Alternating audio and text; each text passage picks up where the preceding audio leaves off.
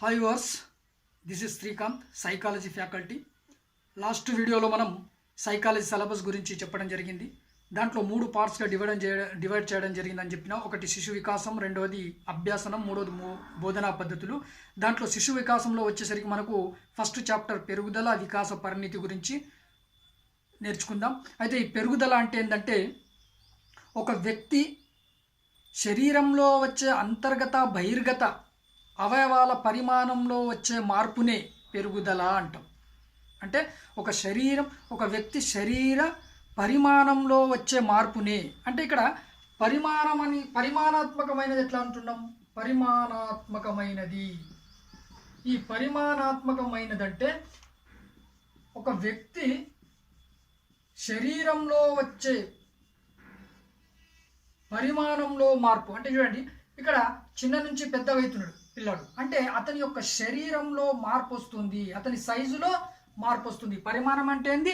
Size. అతని యొక్క సైజులో మార్పు రావటాన్నే పెరుగుదల అంటున్నాడు. అంటే ఇక్కడ చూడండి, క్రమక్రమంగా చిన్న ఉన్న పిల్లడు పెద్ద అయ్యాడు, అతని యొక్క అవయవాల పరిమాణంలో మార్పు వస్తుంది. అంటే ఒక వ్యక్తి శరీర అంతర్గత బహిర్గత అవయవాల పరిమాణంలో మార్పునే పెరుగుదల అని అంటాం.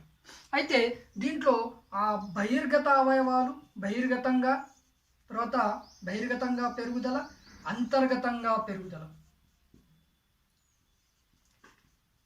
ఈ బహిర్గతంగా అంటే లావు, ఎత్తు, తర్వాత పొట్టి, ఇవి.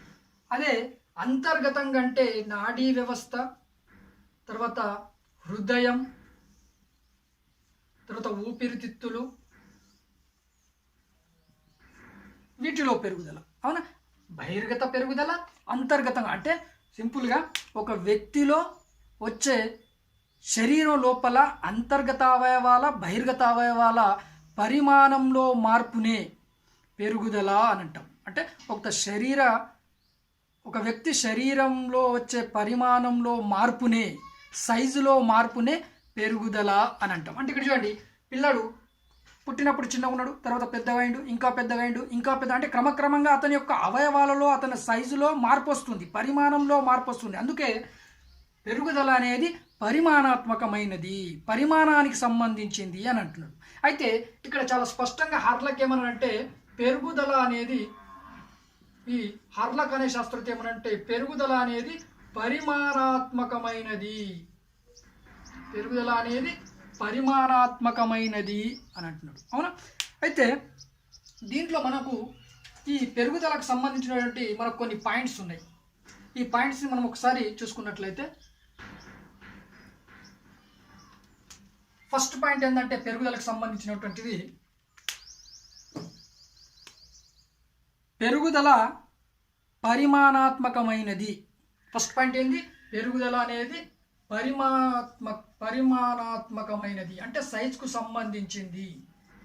అంతే కదా, పెరుగుదల సైజ్కు సంబంధించిందే కదా. అందుకొరకే పెరుగుదల అనేది పరిమాణాత్మకమైనది, పరిమాణానికి సంబంధించినటువంటిది.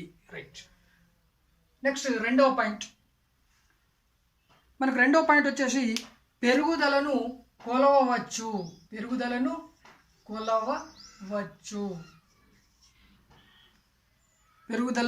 కొలవవచ్చు అంటే ఎట్లా మరి? పెరుగుదలను కొలవచ్చు కదా. ఇప్పుడు పెరుగుదల అంటే మనకు ఏంది? శరీర అవయవాలలో మార్పు అంటున్నాం.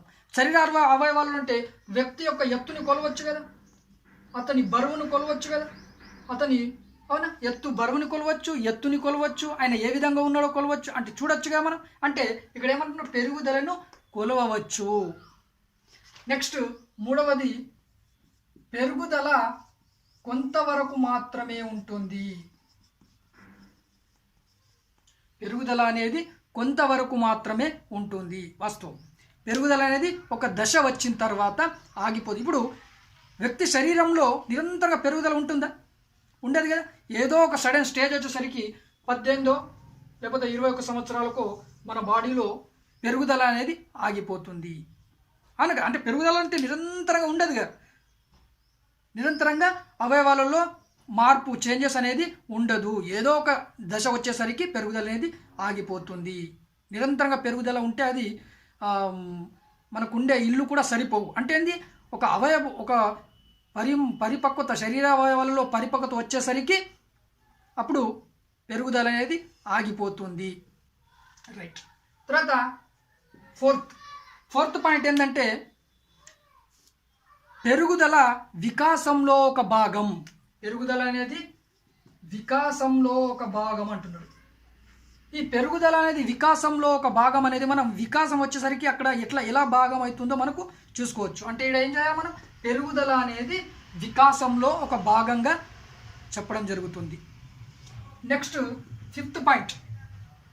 ఈ ఫిఫ్త్ పాయింట్ ఏంటంటే పెరుగుదల శరీరానికి సంబంధించినటువంటిది. పెరుగుదల శరీరానికి సంబంధించినటువంటిది లేదా బాహ్య రూపానికి సంబంధించింది. అంతే కదా, పెరుగుదల అనేది శరీరానికి సంబంధించింది, తర్వాత బాహ్య రూపానికి చెందినది. రైట్. తర్వాత ఫిఫ్త్ పాయింట్ ఏంటంటే మనకు పెరుగుదల సంకుచితమైంది. అంటే పెరుగుదల అనేది లిమిట్ని కలిగి ఉంటుంది. పెరుగుదల అనేది సంకుచితమైంది, చిన్నది, అంటే లిమిట్ని కలిగి ఉంటుంది. రైట్. తర్వాత పెరుగుదల అనేది సంకుచితమైనది. నెక్స్ట్ పాయింట్ ఏంటంటే పెరుగుదల ఉన్నప్పటికీ వికాసం జరగవచ్చు, జరగకపోవచ్చు. పెరుగుదల ఉన్నప్పటికీ వికాసం జరగవచ్చు, జరగకపోవచ్చు. ఫర్ ఎగ్జాంపుల్ ఏంది, పెరుగుదల లేకపోయినా అతని దగ్గరలో వికాసం ఉంటుంది. ఇప్పుడు పెరుగుదల ఉన్నప్పటికీ అతనిలో వికాసం జరగవచ్చు, జరగకపోవచ్చు. ఇప్పుడు పెరుగుదల చాలా ఉంది, ఆయన చాలా లావు ఉన్నాడు, బరువు ఉన్నాడు, కానీ వికాసం లేదు. అంటే దీనికి మంచి ఎగ్జాంపుల్ ఏంటంటే బుద్ధిమాంద్యులు. మంచి ఎగ్జాంపుల్ బుద్ధిమాంద్యులు. అంటే పెరుగుదల ఉంది. ఫర్ ఎగ్జాంపుల్ ఇంకోటి ఏంటంటే, అరే గేదెలా ఎదిగావు కానీ ఆ మాత్రం చేయడం తెలియదా అంటే ఎదిగిండు కానీ వికాసంలో డెవలప్ లేదు, వికాసం చెందలేడు. అవునా, అక్కడ వికాసం జరగలేదు. అంటే ఏ పని ఎలా చేయాలి, ఎదిగిండు, తాటి చెట్టంతా ఎదిగిండు, కానీ అతనికి ఏమాత్రం చేయడం అంటే అది మంచిగా చెడా, అది ఏ పని చేస్తున్నాం అనేది తెలియదు. అంటే పెరుగుదల ఉన్నప్పటికీ వికాసం జరగచ్చు, జరగకపోవచ్చు. దానికి మంచి ఎగ్జాంపుల్ ఏంటంటే బుద్ధిమాంద్యుడు. చాలామంది జనరల్గా అంటూ ఉంటారు, అరే గేదెలా ఎదిగావు, అరే తాటి చెత్త అంటే ఎదిగావు కానీ ఆ మాత్రం చేయడం తెలియదా, ఆ పని చేయడం జరగదా, అలా మాట్లాడడం తెలియదా అనేది దీనికి మంచి ఎగ్జాంపుల్. పెరుగుదల ఉన్నప్పటికీ వికాసం జరగచ్చు, జరగకపోవచ్చు. నెక్స్ట్ సెవెంత్ పాయింట్ ఏంటంటే మనకు పెరుగుదల అనేది అనువంశికత ప్రధాన పాత్ర వహిస్తుందట. అంటే ఏంది, ఈ పెరుగుదలలో అనువంశికత ప్రధాన పాత్ర ఎట్లా వహిస్తుందంటే పెరుగుదలకు మనకు అనువంశికత, ఈ పెరుగుదల అనేది తల్లిదండ్రుల నుంచి వస్తుంది. అంటే తల్లిలో తండ్రో ఎవరో పొట్టిగానో లావో లేకపోతే ఎత్తో ఉన్నప్పుడు లేకపోతే ఆకారాల ఆధారంగా ఆయన వారసత్వంగా కొద్దిగా రావడానికి ఆస్కారం ఉంటుంది. కాబట్టి పెరుగుదలలో అనువంశికత ప్రధాన పాత్ర వహిస్తుంది అని చెప్పడం జరుగుతుంది. ఇవి పాయింట్స్ పెరుగుదలకు సంబంధించింది. ఏంది, పెరుగుదల పరిమాణాత్మకమైంది, సైజుకు సంబంధించింది. పెరుగుదలను కొలవచ్చు, హైటు, వెయిటు, బరువు ఎంత ఉండడం మనం కొలవచ్చు. తర్వాత పెరుగుదల కొంతవరకు మాత్రం ఉంటుంది, అది నిరంతరంగా ఉండదు. అవునా, పెరుగుదల ఒక సడన్ ఏజ్ వచ్చేసరికి ఆగిపోతుంది. నెక్స్ట్ పెరుగుదల వికాసంలో భాగం. అంటే పెరుగుదల అనేది వికాసంలో భాగంగా ఉంటుంది. తర్వాత పెరుగుదల సంకుచితమైంది, అంటే లిమిట్ని కలిగి ఉంటుంది, పెరుగుదల అనేది తక్కువ ఉంటుంది. తర్వాత పెరుగుదల శరీరానికి సంబంధించినటువంటి బాహ్య రూపానికి సంబంధించినటువంటిది. తర్వాత పెరుగుదల ఉన్నప్పటికీ తర్వాత వికాసం జరగవచ్చు, జరగకపోవచ్చు. దానికి మంచి ఎగ్జాంపుల్ బుద్ధిమాంద్యులు అని చెప్పిన. తర్వాత పెరుగుదలలో అనువంశికత ప్రధాన పాత్ర వహిస్తుంది అన్న. పెరుగుదల అనువంశిక ప్రధాన పాత్ర అంటే పెరుగుదలలో అంటే ఏంది, తల్లిదండ్రులు ఏ విధంగా ఉంటే ఆ విధంగా పిల్లలు పొట్టిగానో లావో బరువో పెరగడానికి ఆస్కారం ఉంటుందని చెప్పిన. ఇవన్నీ పెరుగుదలకు సంబంధించినటువంటి పాయింట్స్. సో నెక్స్ట్ మనకు ఉన్నటువంటి ఏంది, వికాసం. ఈ వికాసం ఏందంటే మనకు ఇది వ్యక్తి పుట్టినప్పటి నుండి అంటే తల్లి గర్భం నుండి మరణించేంత వరకు తల్లి గర్భం నుండి జీవి మరణించేంత వరకు కొనసాగుతూ ఉంటుంది. వికాసం అనేది ఏంటంటే తల్లి గర్భం నుంచి శిశువు మరణించేంత వరకు వికాసం అనేది కొనసాగుతూ ఉంటుంది. మరి ఏంది వికాసం అంటే? వికాసం అంటే సింపుల్గా జీవిలో వచ్చే గుణాత్మక పరిమాణాత్మక మార్పుని. ఇక్కడ వ్యక్తి, ఇక్కడ ఏంది ఫస్ట్ నిర్వచనం ఏంటంటే జీవిలో వచ్చే లేకపోతే శిశువులో వచ్చే గుణాత్మక మరియు పరిమాణాత్మక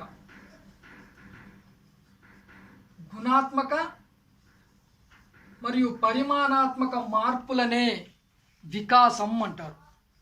అయితే మనకు తెలుసు పరిమాణాత్మక మార్పు అంటే ఏంది? వ్యక్తి శరీరంలో మార్పు, అవునా? దాంతోపాటు ఈ శరీరంలో మార్పుతో పాటు ఏమంటున్నాడు? గుణాత్మక మార్పులు అంటే గుణాత్మక మార్పులు అంటే వ్యక్తి గుణాలలో మార్పు రావటం. వ్యక్తి గుణాలలో మార్పు రావటం. ఏ గుణాలు చూడండి? శారీరక వికాసం, మానసిక వికాసం,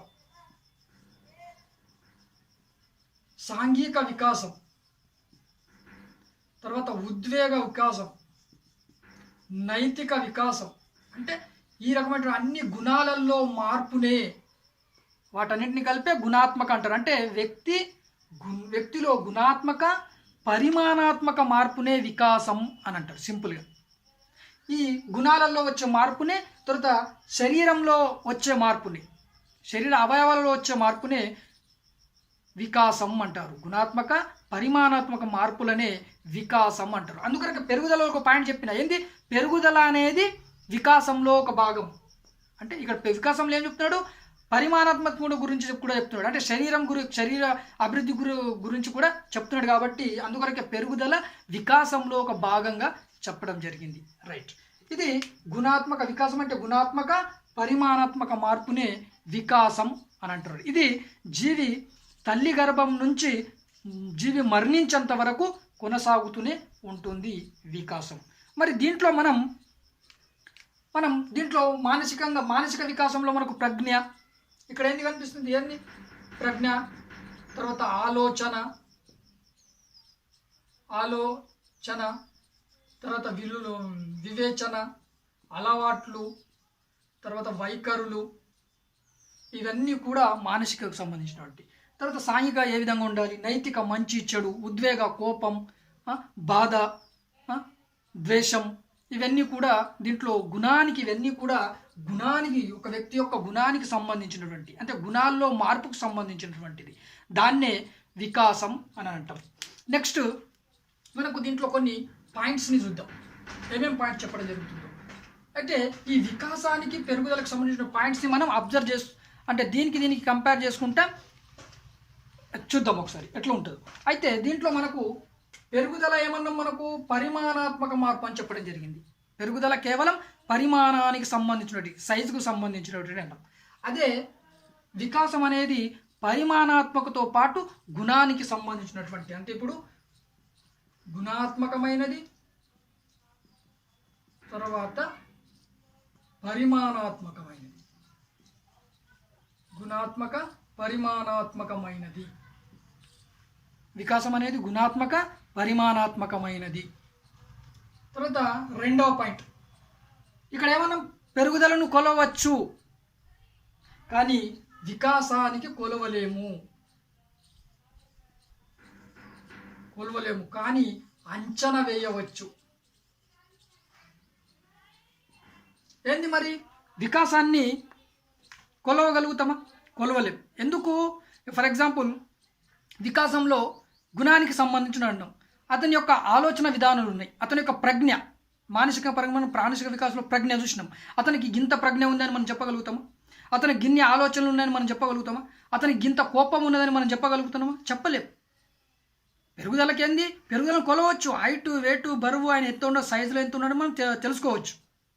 కానీ వికాసాన్ని మనం కొలవచ్చా? కొలవలేం. అది గుణానికి సంబంధించిన, గుణం ఎంత ఉందో మనకు తెలియదు కదా. అది కొలవలేం. కానీ ఒక అంచనా మాత్రం వేయొచ్చు. ఎట్లా అంటే ఒక వ్యక్తిని బట్టి ఈయనకింత తెలివి ఉండొచ్చు, భవిష్యత్తులో ఈయన ఇది కావచ్చు, అది ఆయన చెయ్యొచ్చు అని మాత్రం ఒక అంచనా వేయొచ్చు. కానీ పర్టికులర్గా మనం వికాసాన్ని కొలవలేము. Second point. మూడవది వికాసం, పెరుగుదల ఏం చెప్పినాం?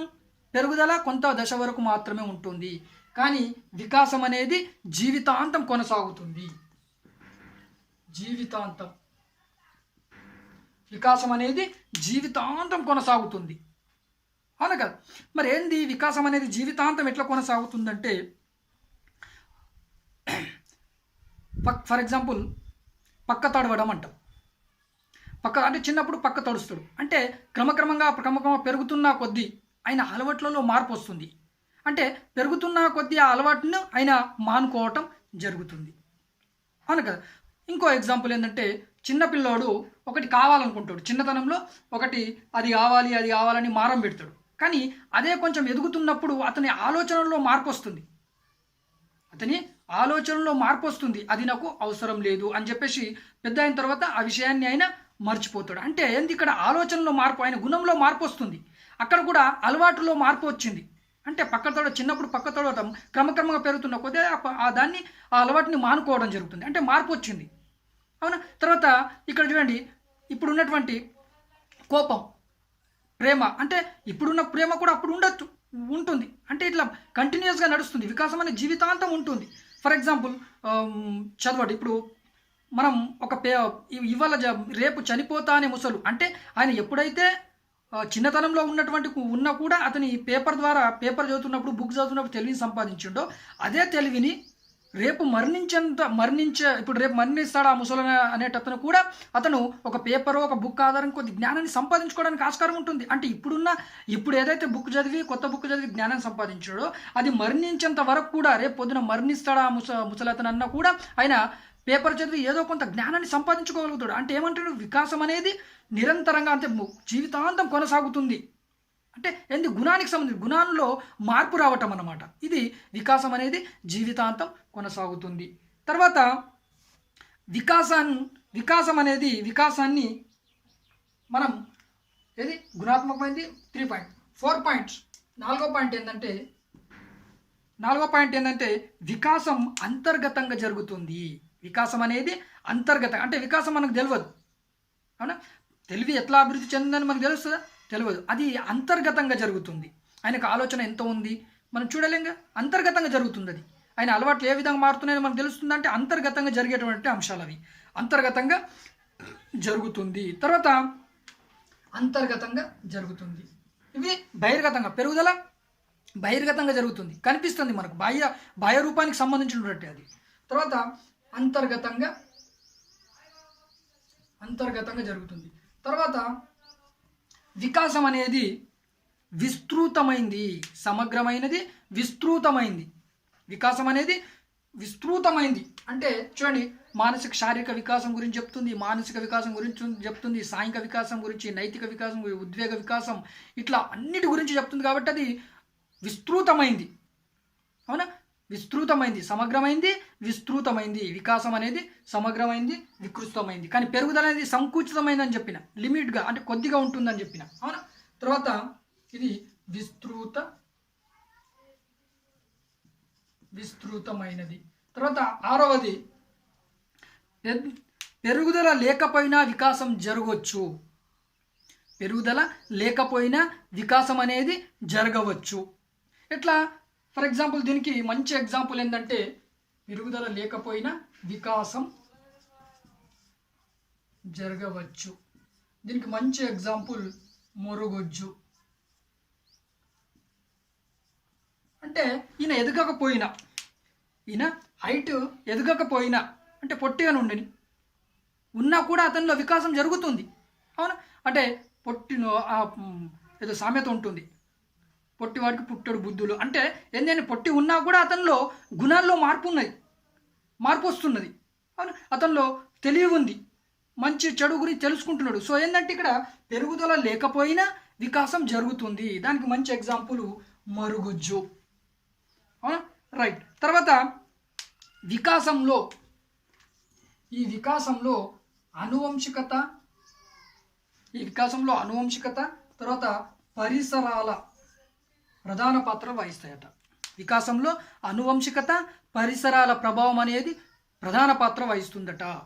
ఇవి రెండు అనువంశికత. దాంట్లో అయితే పెరుగుదలలో అయితే అనువంశికత అని చెప్పిన, ఏంది తల్లిదండ్రుల నుంచి వచ్చే హైటో వెయిటో దాని ఆధారంగా జన్మిస్తారని చెప్పిన. కానీ పెరుగుదలలో అనువంశికత ఒకటి.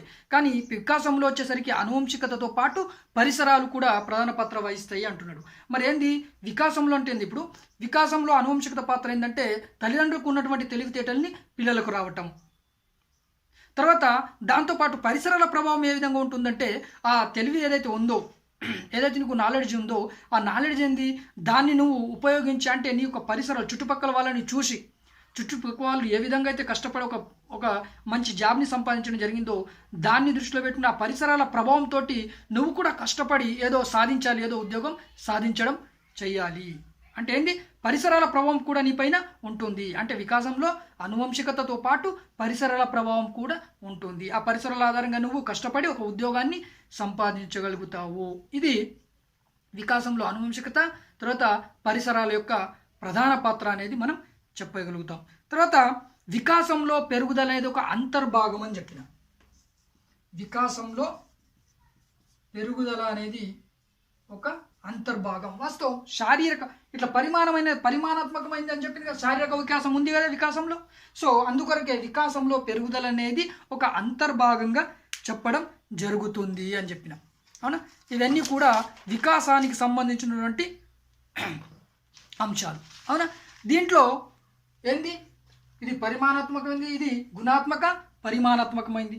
తర్వాత ఇది కొలవచ్చు పెరుగుదలని, కానీ ఈ వికాసాన్ని మనం కొలవలేము, కేవలం అంచనా మాత్రం వేయవచ్చు. ఇది కొంతవరకు మాత్రమే పెరుగుతుంది, అంటే ఒక మనిషి యొక్క హైట్ కొంతవరకు మాత్రమే పెరుగుతుంది, ఇది జీవితాంతం కొనసాగుతుంది. తర్వాత పెరుగుదల వికాసంలో ఒక భాగం చెప్పిన.